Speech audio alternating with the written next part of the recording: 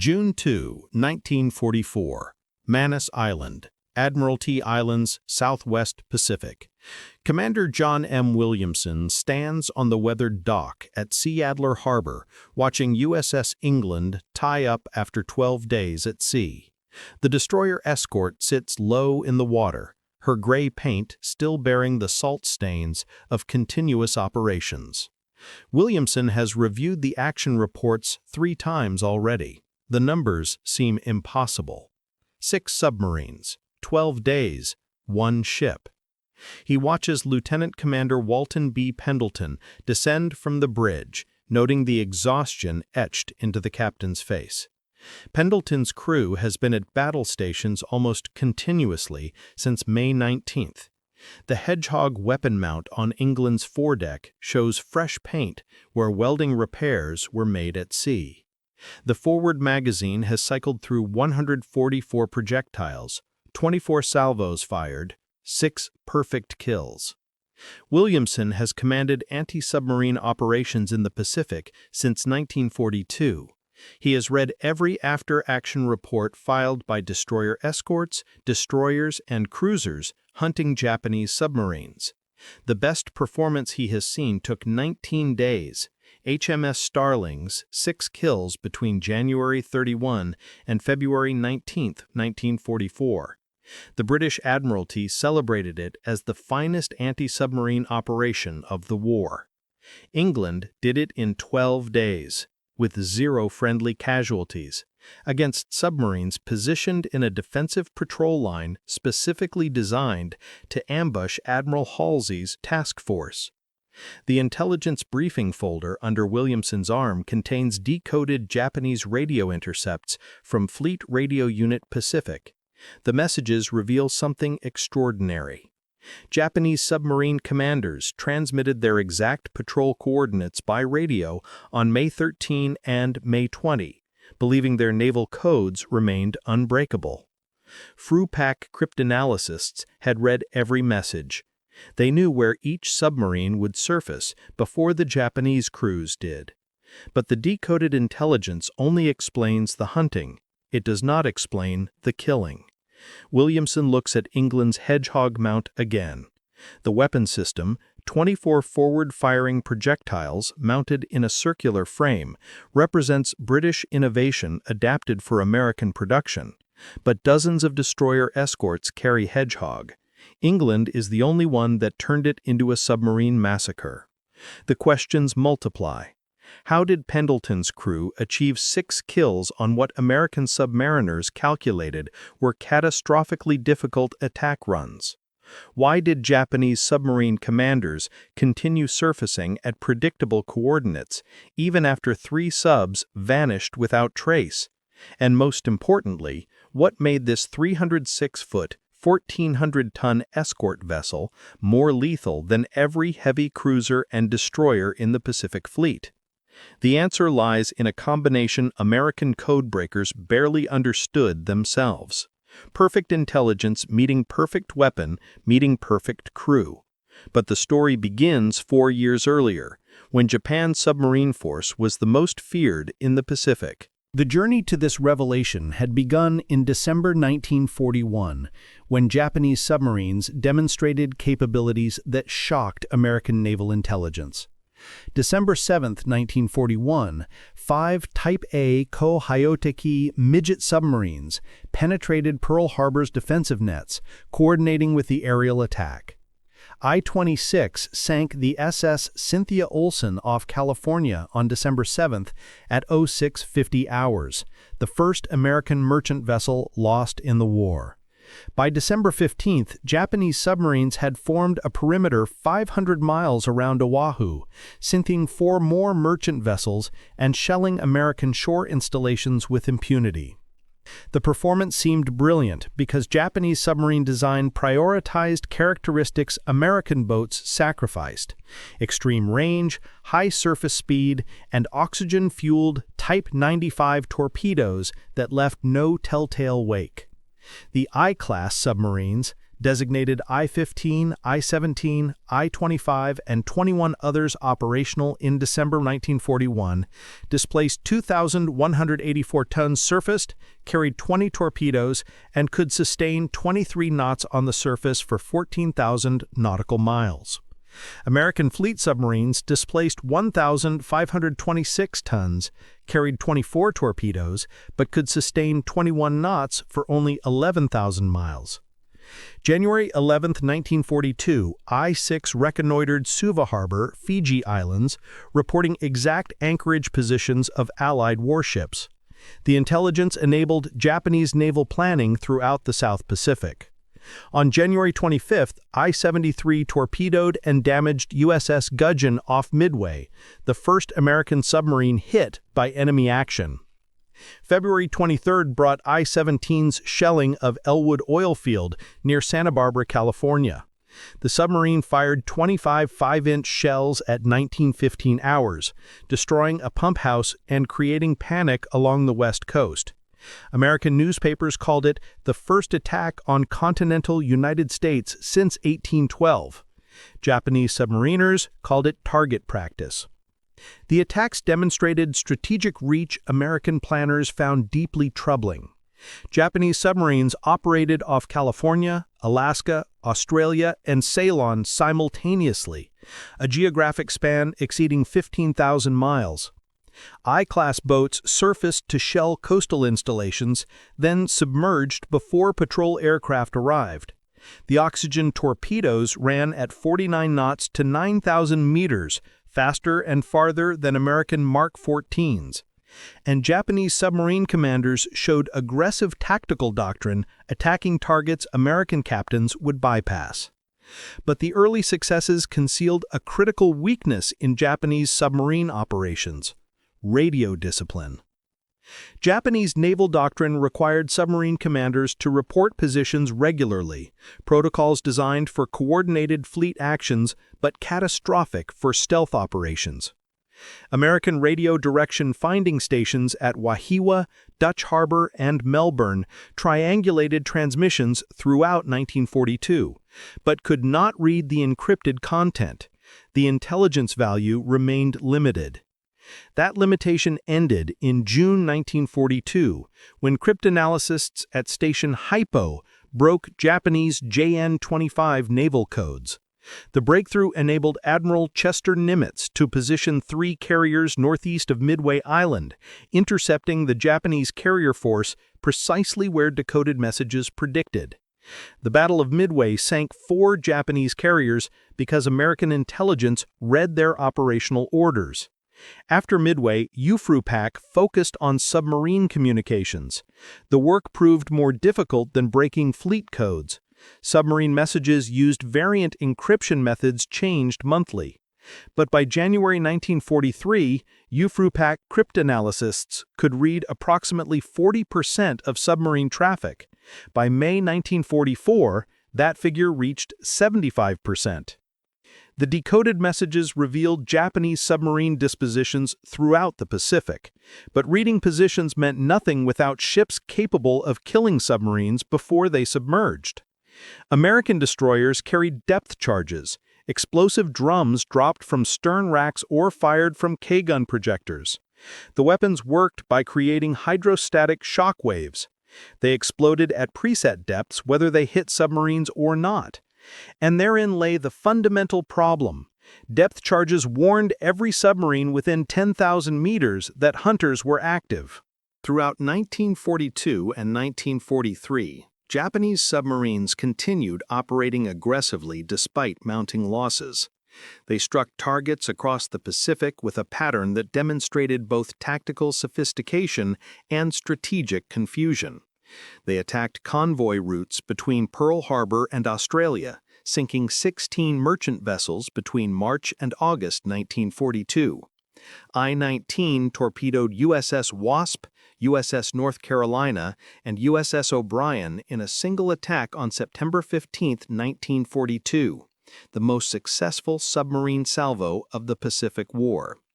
They delivered supplies to isolated garrisons at Guadalcanal, Columbangara, and Tarawa when surface vessels could not penetrate Allied air coverage. They evacuated wounded personnel from bypassed islands. They transported gold bullion, strategic documents, and high-ranking officers between Tokyo and forward bases. American anti-submarine forces sank Japanese submarines regularly, but not efficiently. Destroyer depth charge attacks averaged 64 explosive charges per kill. Patrol aircraft averaged 126 depth bombs per kill. The Americans were winning the attrition battle through numerical superiority, not technological advantage. Japanese submarine production launched 126 new boats between December 1941 and December 1943. American anti-submarine forces sank 58 during the same period, a loss rate of 46% over 2 years. But Allied forces experienced a growing disconnect between position intelligence and attack capability. Frupak decoded messages that placed Japanese submarines within 500-meter circles. Destroyers prosecuted attacks that dropped 40 depth charges in patterns covering 2,000 square meters. The mathematics seemed favorable. The results were not. The problem lay in attack geometry. Destroyers carried sonar in bow-mounted domes, requiring the ship to approach targets directly. But depth charges launched from stern racks, meaning the attacking vessel passed over the submarine before weapons deployed. Japanese submarine commanders learned to execute emergency crash dives the moment sonar contact broke. The attacking destroyer crossing overhead provided 8 to 15 seconds of warning before depth charges arrived. Submarines dove at 3.5 meters per second. Depth charges sank at 4.2 meters per second. A submarine at 40 meters depth had escaped lethal radius by the time charges descended past 50 meters. Destroyers responded by shortening fuse settings, but shallow explosions lost effectiveness. Hydrostatic pressure amplified shock waves exponentially with depth. American destroyer captains attacked Japanese submarines 247 times between January 1943 and April 1944. They achieved 19 kills, a success rate of 7.7%. The other 92.3% escaped, usually undamaged. Japanese submarine commanders operated with confidence that aggressive maneuvering and crash dives would defeat depth charge attacks. But the advantage depended entirely on one condition: warning time. The British Royal Navy recognized this problem in 1940 and developed an alternative, the Hedgehog anti-submarine mortar. The weapon fired 24 projectiles forward in a circular pattern from a fixed mount installed on the foredeck. Each projectile weighed 29 kilograms and contained 16 kilograms of torpex. The projectiles arced 230 meters ahead of the attacking ship, landing in a 40-meter diameter circle.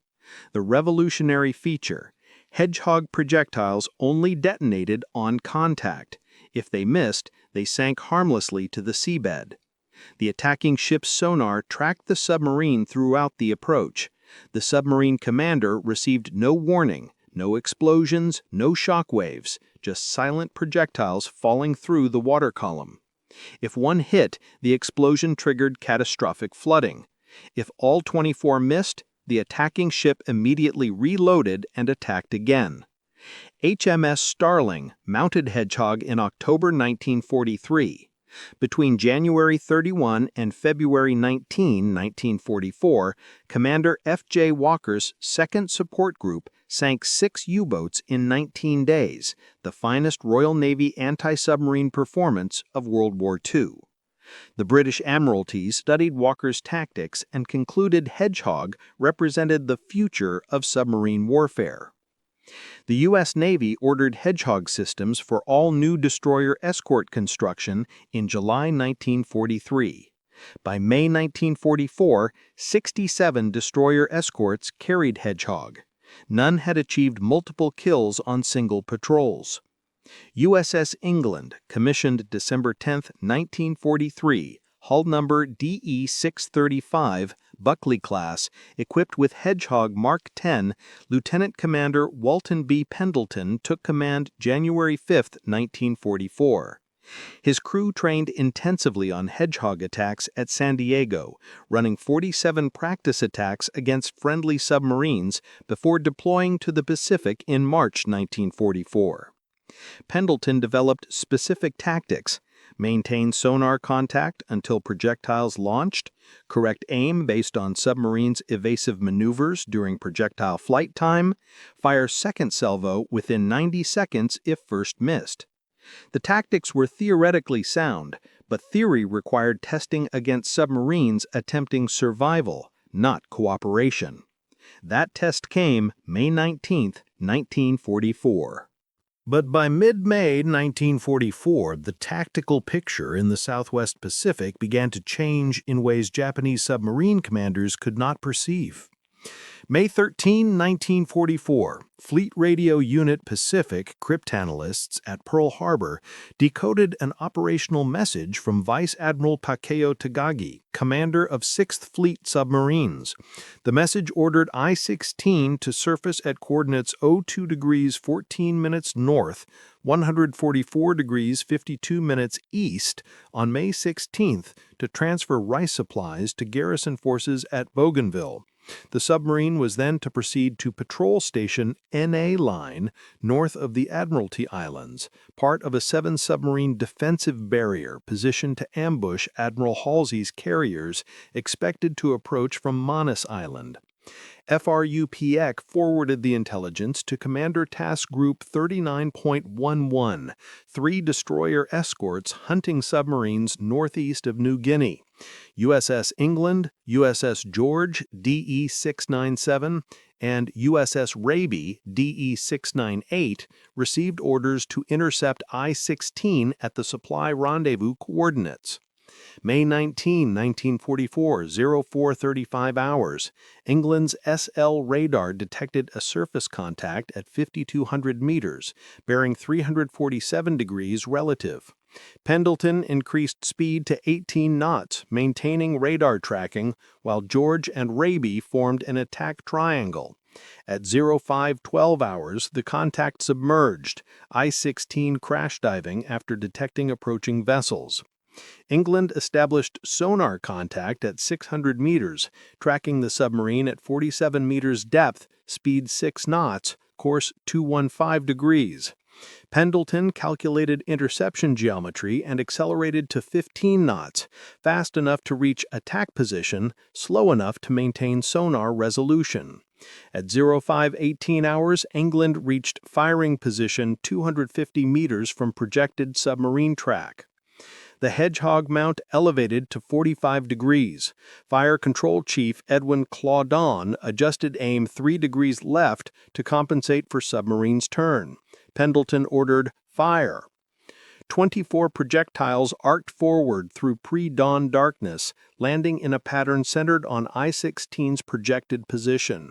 7 seconds passed, then 6 sharp detonations rolled across the water, the distinctive crack of Hedgehog contact explosions, not the deep boom of depth charges.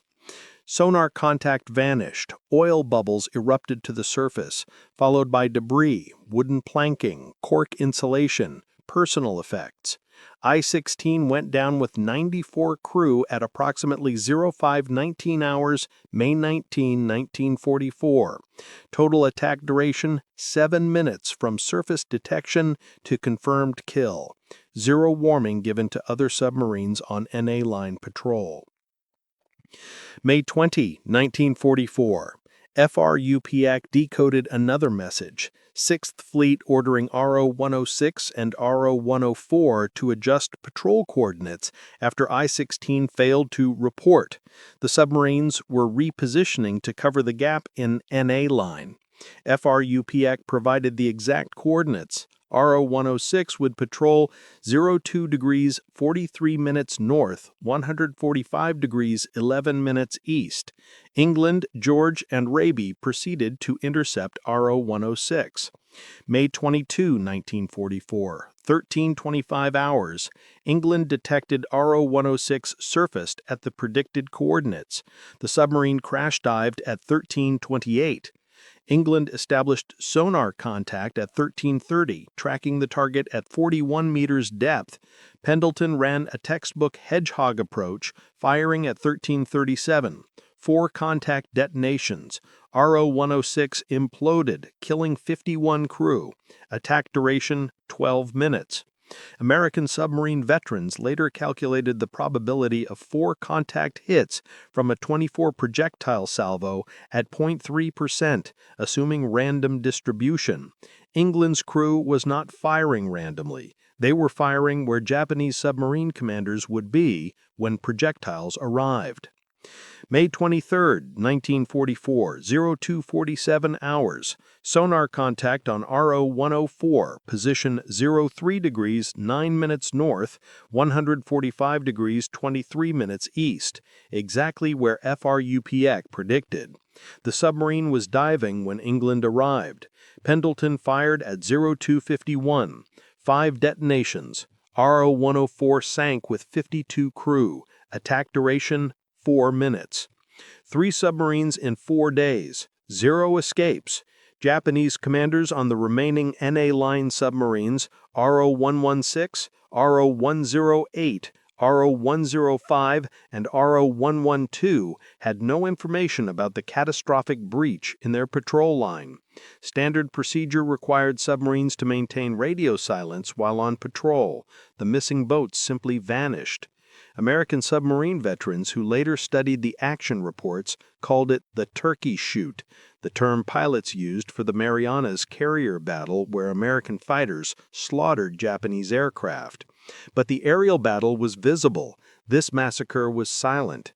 Japanese submarine commanders surfaced at assigned coordinates, dove when they detected approaching vessels, executed standard evasive maneuvers, and died without understanding how American hunters found them or why evasive tactics failed. May 24, 1944, 07:15 hours. England detected RO-116 at 3 degrees 31 minutes north, 145 degrees 47 minutes east. The submarine dove immediately. Pendleton fired at 07:19. 6 detonations, 53 dead.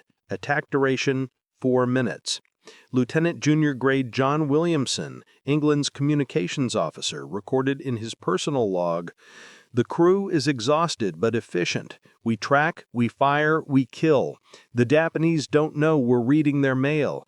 They keep surfacing exactly where intelligence says they'll be. It's not warfare anymore, it's execution." May 26, 1944, 11:08 hours. RO-108 detected at 3 degrees 52 minutes north, 146 degrees 04 minutes east. Sonar contact at 11:11. Hedgehog fired at 11:14. 4 detonations. 52 dead. Attack duration 6 minutes. 5 submarines in 7 days. The success rate violated every statistical model American anti-submarine warfare analysts had constructed.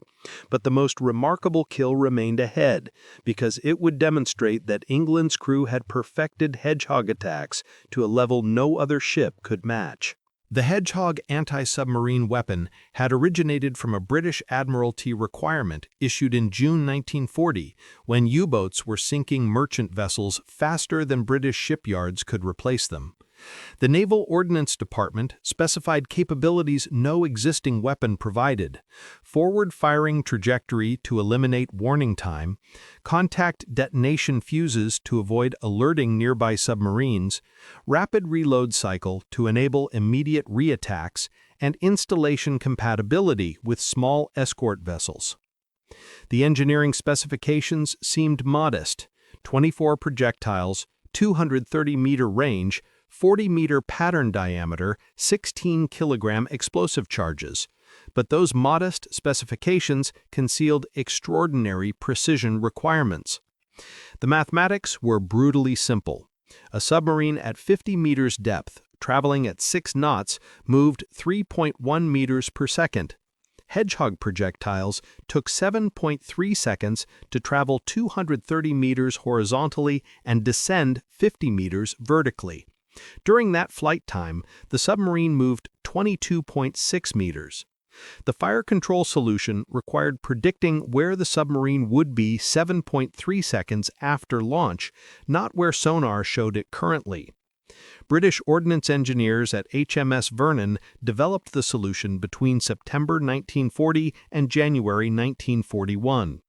The Hedgehog mount used a fixed elevation angle of 45 degrees, eliminating complex hydraulic systems that could fail. The projectiles used aerodynamically stable spigot design, eliminating barrel wear. The contact fuses used inertial detonators that triggered only at specific impact velocities, eliminating premature explosions from wave action. The design prioritized reliability over sophistication. Each projectile cost 12 pounds to manufacture, 1/16 the cost of a Mark 7 depth charge. The mount weighed 2,700 kilograms installed, adding negligible displacement to escort vessels. Reload time was 3 minutes with trained crews, enabling 6 attacks per hour. But the genius lay in what the weapon eliminated: warning time. Traditional depth charge attacks followed predictable sequences. Destroyers detected submarines on sonar, approached at high speed, passed overhead, dropped charges from stern racks. The submarine commander heard the approaching destroyer's propeller cavitation at 2,000 meters, tracked bearing changes to estimate attack geometry, and executed crash dive or radical turn the moment sonar contact broke. The instant the destroyer crossed overhead and lost sonar tracking.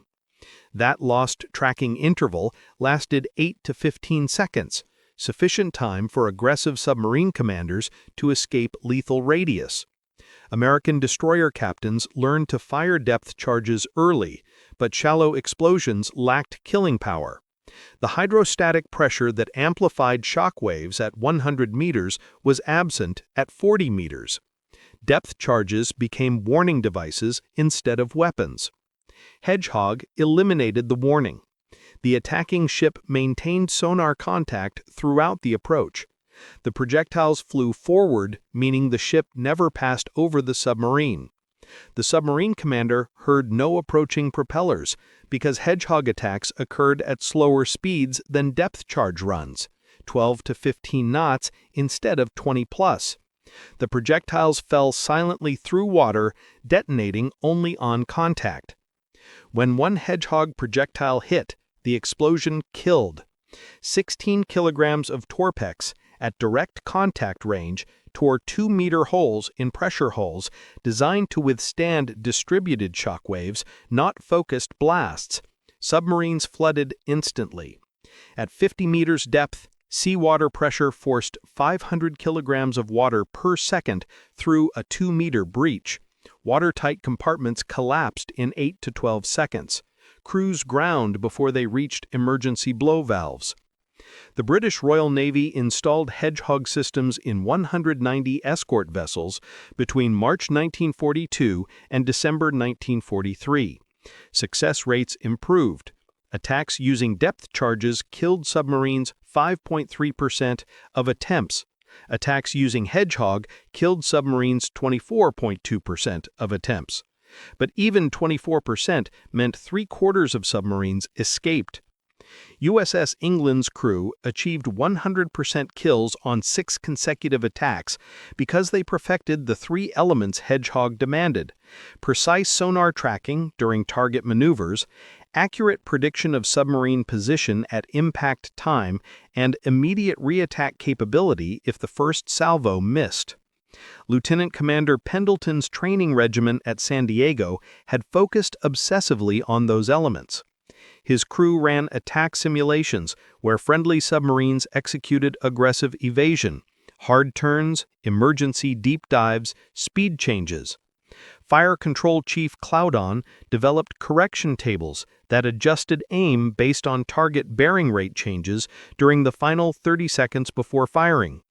Sonar operators trained to maintain contact during submarine emergency maneuvers, the most difficult sonar tracking scenario. The training seemed excessive to other destroyer escort crews. It proved lethal to Japanese submarines. But the perfection of Hedgehog tactics depended on one critical advantage: perfect intelligence about where submarines would surface. FRUPEC cryptanalysts provided that advantage. Japanese submarine commanders, bound by radio discipline protocols that seemed prudent in 1941, were transmitting precise coordinates to an enemy reading every message. The combination, perfect weapon, perfect crew, perfect intelligence, would reach its culmination on May 31, 1944, when England faced a submarine two other destroyer escorts could not kill.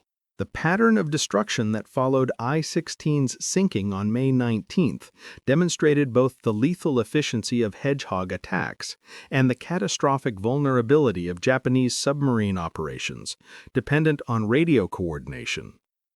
After RO-108's destruction on May 26th, 6th Fleet Headquarters in Kure transmitted emergency orders to the three remaining NA-line submarines, RO-105, RO-112, and RO-117. The submarines were to reposition patrol stations 50 kilometers northeast, maintaining defensive barrier against expected American carrier approach.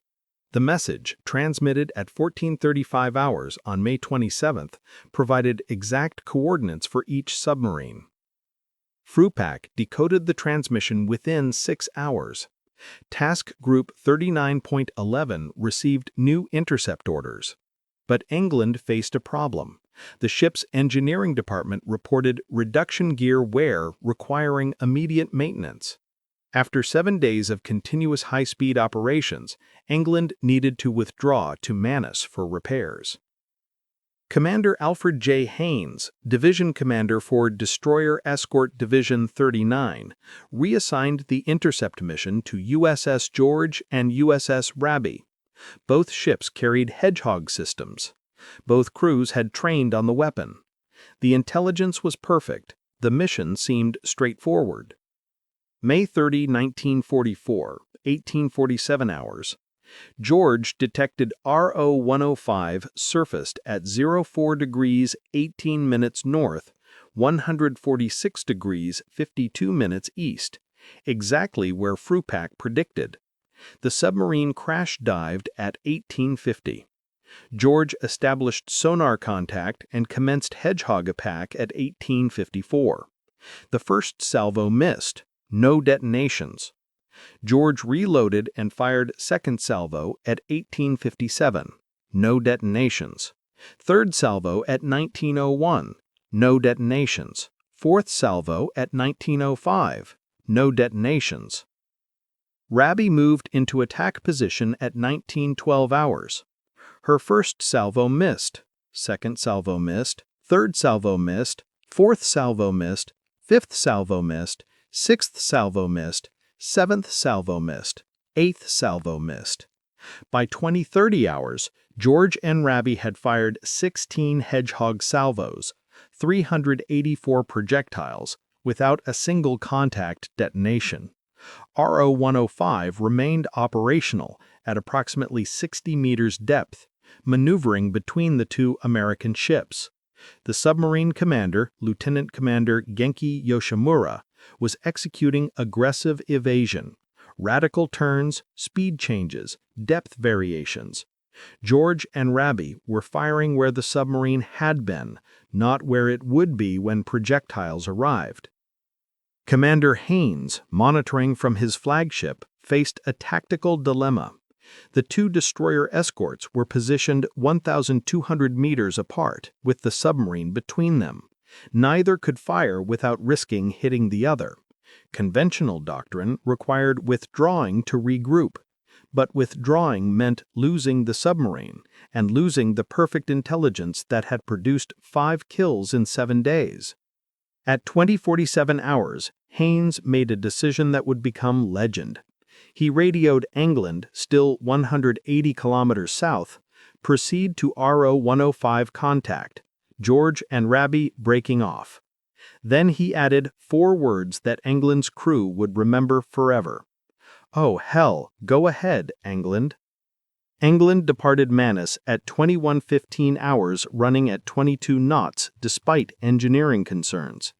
The ship arrived at the contact area at 06:30 hours on May 31st.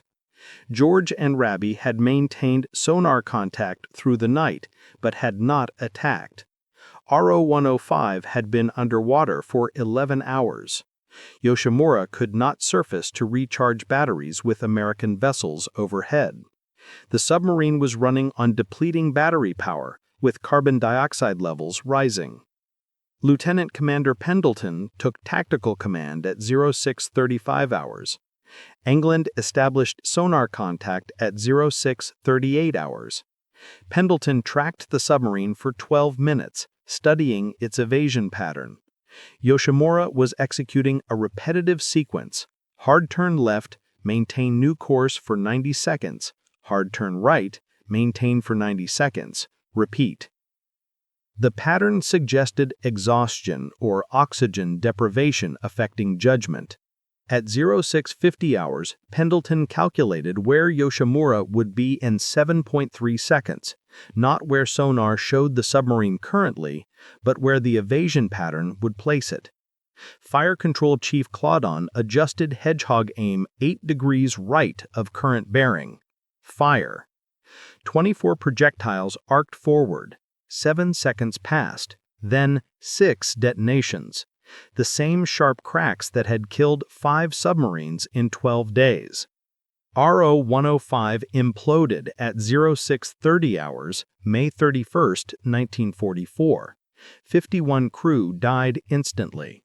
England had achieved its 6th kill in 12 days with 1 salvo, after 16 salvos by 2 other ships failed. The attack demonstrated what no training manual could teach: the intuitive understanding of submarine evasion patterns that came from killing 5 submarines in rapid succession. Pendleton's crew had developed what submariners called feel, the ability to predict evasive maneuvers based on subtle sonar-bearing changes. George and Raby had the same weapon, the same intelligence, the same training. They lacked the experience that came from perfect practice. American submarine commanders who studied the action reports noted the mathematics. England fired 156 Hedgehog projectiles across 6 attacks, achieving 31 contact detonations, a hit rate of 19.9%.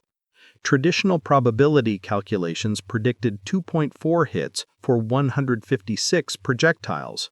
The difference between 2.4 and 31 was not luck, it was lethality perfected through repetition. But the consequences extended beyond England's success. The destruction of 6 submarines in 12 days eliminated 61% of the NA line patrol barrier. RO 112 and RO 117, the 2 surviving submarines, received radio orders to withdraw after 6th Fleet lost contact with 6 boats. Japanese naval intelligence suspected American anti-submarine forces were active in the area, but had no evidence explaining how 6 submarines vanished without transmitting distress calls or engaging in surface gun actions. Admiral Takeo Tagagi ordered the remaining 6th Fleet submarines to maintain strict radio silence and avoid surfacing in designated patrol areas. The order came too late. Admiral Halsey's carriers passed through the Admiralty Islands on June 4, 1944, facing no submarine resistance. The invasion of Saipan commenced June 15 with 0 Japanese submarine interference. The defense line Japanese submarine force was designed to maintain had been eliminated by a 1,400-ton destroyer escort most naval officers had never heard of. USS England received the Presidential Unit Citation on July 30, 1944, the first destroyer escort so honored. Admiral Ernest J. King, Chief of Naval Operations, issued a statement, "There will always be an England in the United States Navy." The promise was kept. USS England, CG-22, a guided missile cruiser, commissioned in 1963 and served until 1994. But the 6 submarines and 353 crew who died between May 19 and May 31, 1944, never knew why they lost. They transmitted coordinates as doctrine required. They executed evasion maneuvers as training prescribed. They dove aggressively when American vessels approached. And they died because American cryptanalysts read every message, because Hedgehog eliminated warning time, and because one destroyer escort crew perfected the weapon that killed silently. The Japanese submarine force never recovered. Between June and December 1944, American anti-submarine forces sank 34 additional submarines, many using intelligence-directed Hedgehog attacks copied from England's tactics. Japanese submarines that had operated aggressively in 1942 spent 1944 submerged, avoiding patrol areas, refusing to transmit radio messages. The strategic initiative passed completely to American forces. The submarine service that opened the war attacking Pearl Harbor ended the war transporting rice to starving garrisons, a humiliation Japanese naval officers found unbearable. And it began with 6 submarines that surfaced exactly where American intelligence predicted, dove when American vessels approached, and died before they understood how the Americans were killing them. The 6 submarines USS England destroyed between May 19 and May 31, 1944, represented 3 distinct classes in the Imperial Japanese Navy's submarine force, each designed for specific operational roles. I-116 was a Type C-1 fleet submarine, commissioned March 31, 1940.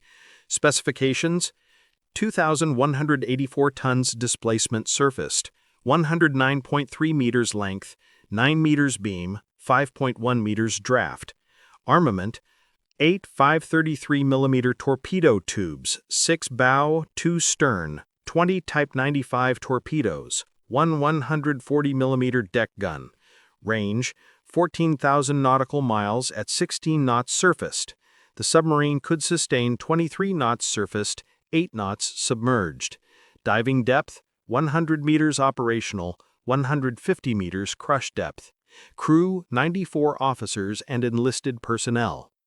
I-16 had operated since December 1941, participating in the Pearl Harbor attack, Midway Operation, and Guadalcanal campaign. The submarine delivered supplies to isolated garrisons 17 times between November 1942 and May 1944. On its final mission, I-16 was transferring rice supplies to Bougainville when FRUPAC intercepted the coordination message. The submarine carried 94 crew plus 1,200 kilograms of rice and medical supplies. England's Hedgehog attack at 05:19 hours killed everyone instantly. The crew never transmitted distress signals or attempted surface action. RO-106, RO-104, RO-116, RO-108, and RO-105 were Type K6 coastal submarines, smaller vessels designed for defensive operations near Japanese-held territories. Specifications: 525 tons displacement surfaced, 60.9 meters length, 6.1 meters beam, 3.5 meters draft. Armament: 4 533mm torpedo tubes, bow, 8 Type 95 torpedoes, 1 140mm deck gun. Range: 3,500 nautical miles at 12 knots surfaced. Maximum speed: 14 knots surfaced, 8 knots submerged. Diving depth: 75 meters operational, 150 meters crush depth. Crew, 38 officers and enlisted personnel. Records conflict on exact number, with some sources citing 51-53 crew aboard NA-line submarines due to additional communications personnel. All RO-class submarines commissioned between September 1943 and January 1944. They deployed to NA-line patrol in April 1944 as part of Operation Cone, the planned ambush of American carrier forces approaching the Marianas. Japanese naval doctrine positioned coastal submarines in defensive barriers, while fleet submarines conducted offensive patrols. The strategy assumed American carriers would approach through predictable corridors, an assumption that proved correct. But the submarines' reliance on radio coordination proved catastrophic when American cryptanalysts decoded their positions. Total casualties from England's 6 kills, 353 officers and enlisted personnel killed in action, 0 survivors. The kill efficiency, 100% destruction rate across 6 attacks, has never been matched in anti-submarine warfare history before or since.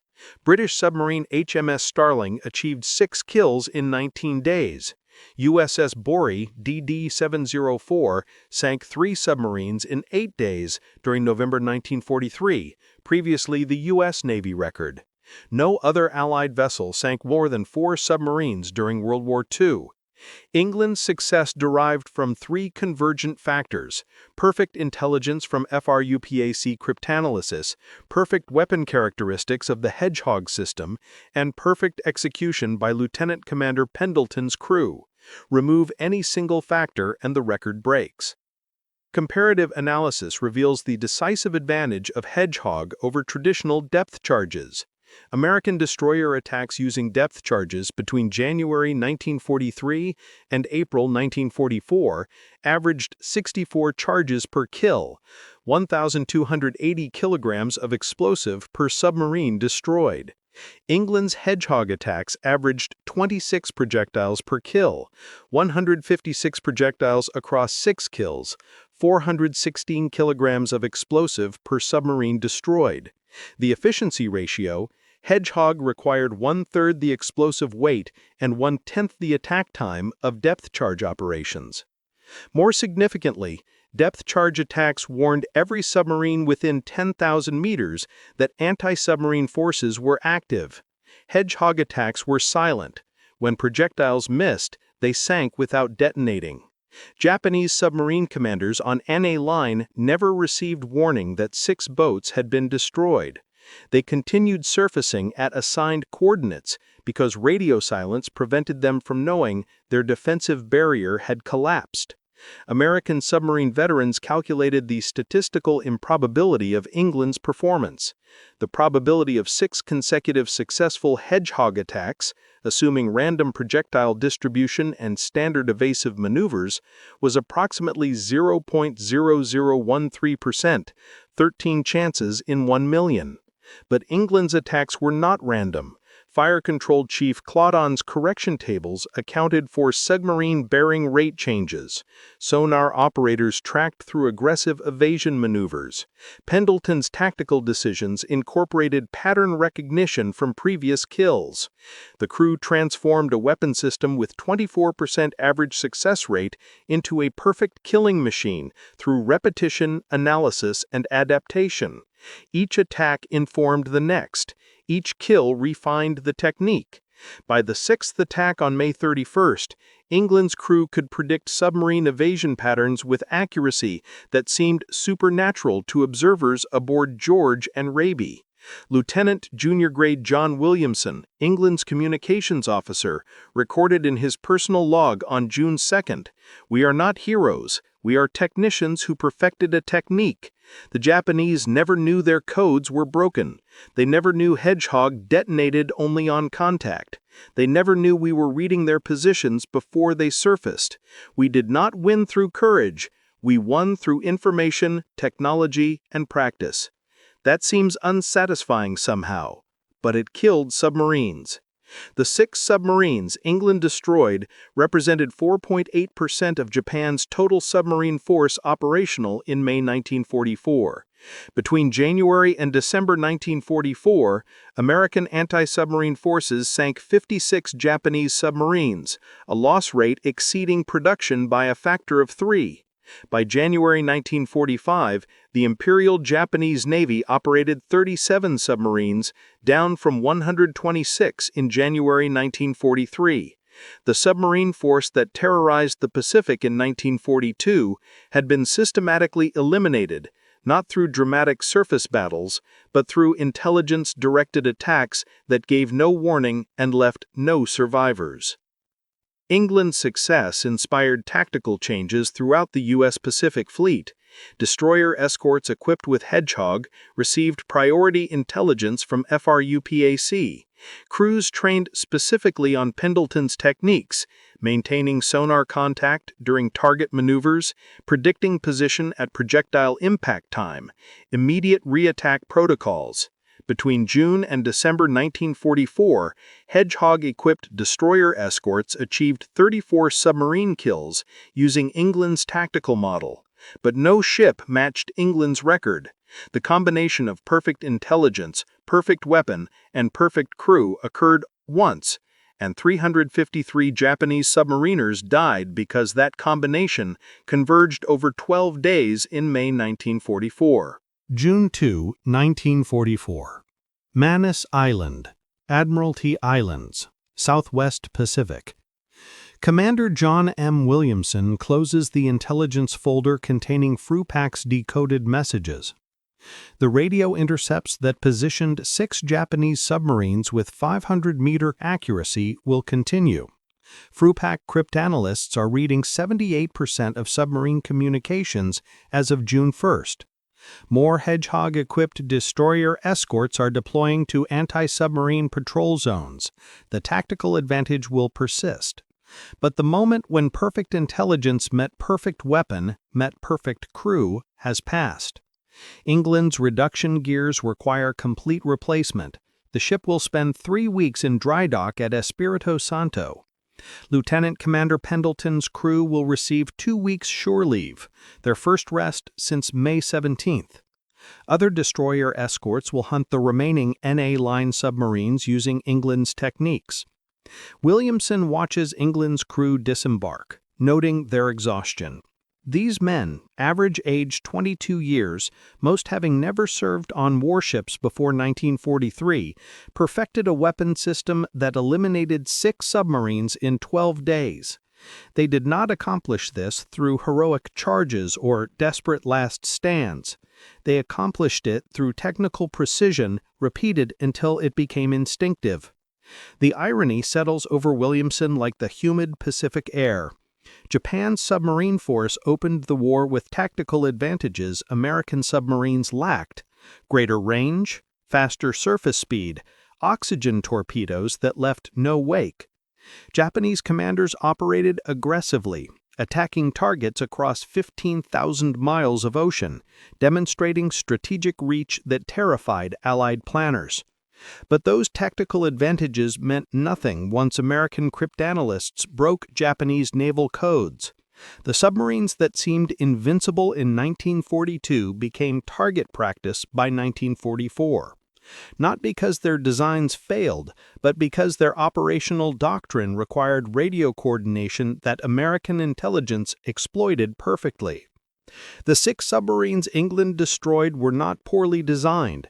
They were competently designed to meet specifications issued in 1938 to 1939 when Japanese naval planners envisioned submarine forces operating as coordinated fleet elements supporting carrier operations.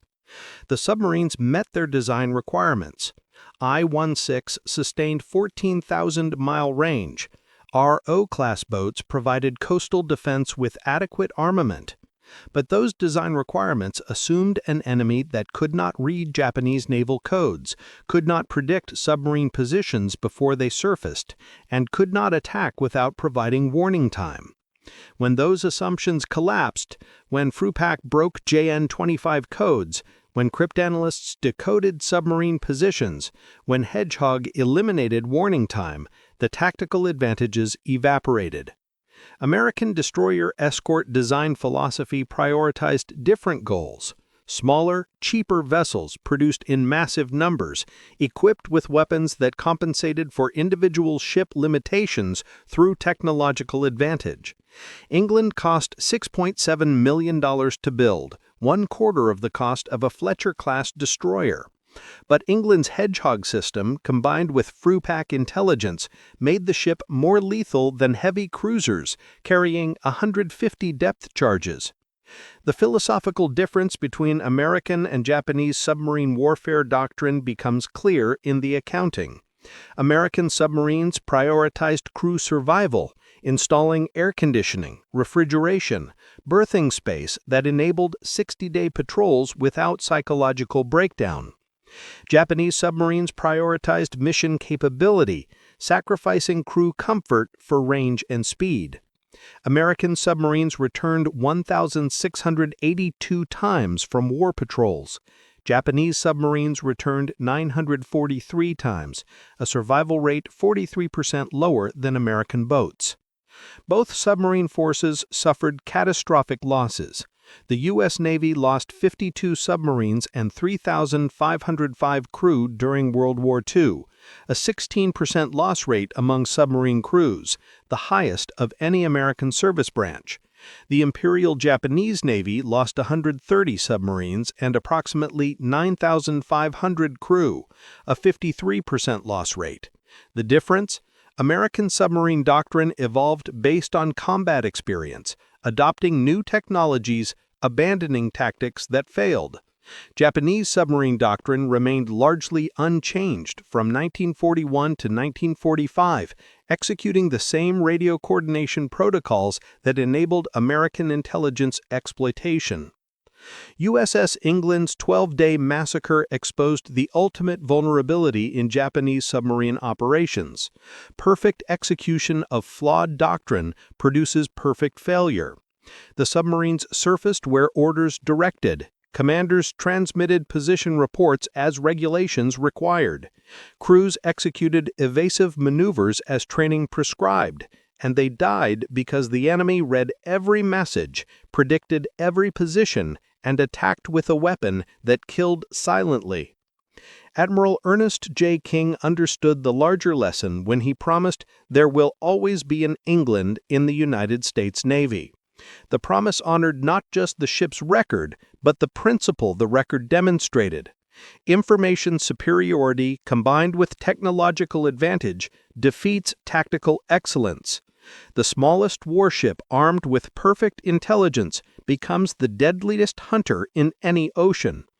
The examination of England's action reports at Manus Island on June 2, 1944, confirmed what American naval intelligence had suspected since breaking JN-25 codes in 1942, that modern naval warfare would be won by the side that processed information faster, adapted technology quicker, and integrated intelligence into tactical operations more completely.